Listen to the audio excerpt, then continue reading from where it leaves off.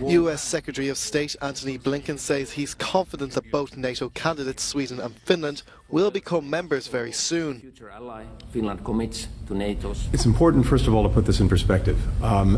When it comes to the accession of new members, in this case, Finland and Sweden, the process has never moved faster.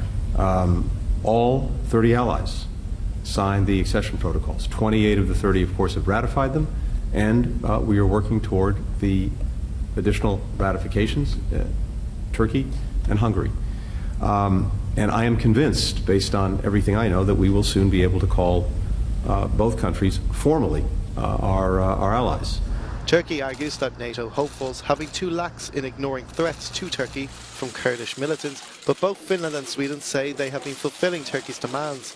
Sweden last week extradited Mahmud Tat, who is wanted by Ankara for membership in the Kurdistan Workers' Party. The two Nordic countries rethought and abandoned their traditional military non-alignment shortly after neighbouring Russia invaded Ukraine in February. After a prison swap in Abu Dhabi, US basketball player Brittney Griner has now landed back in the United States after being exchanged with Russian arms dealer Viktor Bout. Griner was arrested in February on charges of attempting to smuggle in drugs into Russia after cannabis oil was found in her luggage in a Russian airport. Her arrest was thrown into a geopolitical dispute between the United States and Russia, with tension simmering at the time with the war in Ukraine. US President Joe Biden came under scrutiny for not intervening to retrieve the Americans sooner. But he did welcome the news of Griner's release, standing beside the star's wife, saying that she's in good spirits. Viktor Bout was welcomed home to his mother and wife with tears in his eyes. Known as the Merchant of Debt, he was arrested in 2008 in a sting operation in Thailand by the FBI, trying to smuggle weapons. Griner's release does highlight another issue. Canadian-born and former US Marine Paul Whelan is still in prison in Russia since 2019 on suspicion of spying. A senior official spoke at length with Whelan about Wednesday's news. Indigenous communities around the world say they will enthusiastically welcome the European Union's new law on deforestation. But they say all ecosystems need to be included. Once adopted and applied, the bill will ensure that goods sold in the EU and elsewhere in the world will no longer contribute to deforestation. But at least 3/4 of the Cerrado ecosystem was left out from this proposal. This will impact at least 110 mainly indigenous communities, and traditional people will be directly impacted. The law in its scope or traceability left out the finances of these projects. The banks, those who provide the money, those who are behind these initiatives are not covered by this law.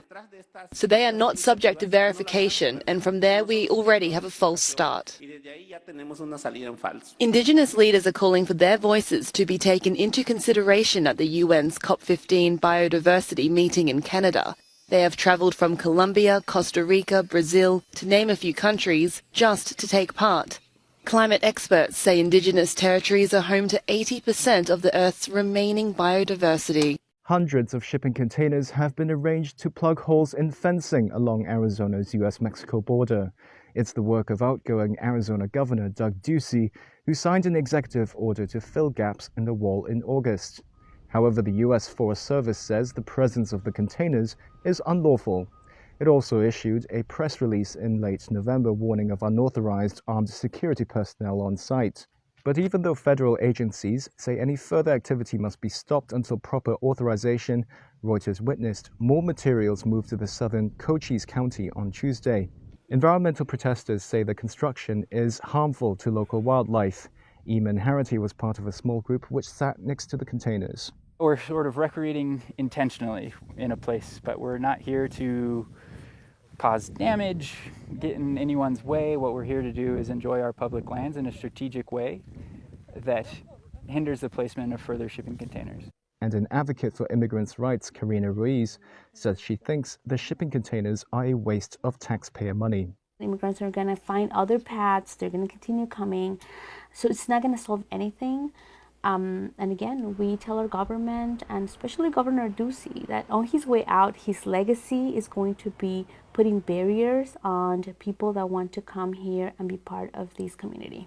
The shipping container dispute comes as Republicans, including Ducey, criticized Democratic President Joe Biden for what they view as overly lenient border security policies. Ducey has said Arizona is stepping in to secure the border in the absence of action from federal agencies, and in a lawsuit complaint against the Forest Service, he argued he has the right to defend the state and protect its citizens. The federal government has filed a motion to block Ducey's lawsuit. Environmental activists say they hope incoming Democratic Governor Katie Hobbs, who won the midterm election, would help, quote, get the containers off the border. Hobbs' office has not responded to Reuters for a comment. The U.S. Federal Trade Commission filed a complaint on Thursday aimed at blocking tech giant Microsoft's $68.7 billion bid to buy Call of Duty and Candy Crush games maker Activision. The FTC is concerned the deal would crush competition by denying rivals access to popular games. Microsoft, which owns the Xbox, said in January 2022 it would buy Activision in what would be the biggest gaming industry takeover in history. Microsoft is betting on this takeover to help it compete better with video game leaders Tencent and Sony. In its complaint, the FTC, which enforces antitrust law, said that Microsoft had a record of buying valuable gaming content and using it to suppress competition from rival gaming consoles. Microsoft's president Brad Smith vowed to fight the FTC in court. The deal is also facing scrutiny outside the US. The EU opened an investigation in November, and Britain's antitrust watchdog announced in September it would do the same. The complaint comes as the Biden administration has taken a more aggressive approach to antitrust enforcement. The U.S. Department of Justice recently stopped a $2.2 billion merger of the world's largest book publisher, Penguin Random House, and its smaller rival, Simon & Schuster.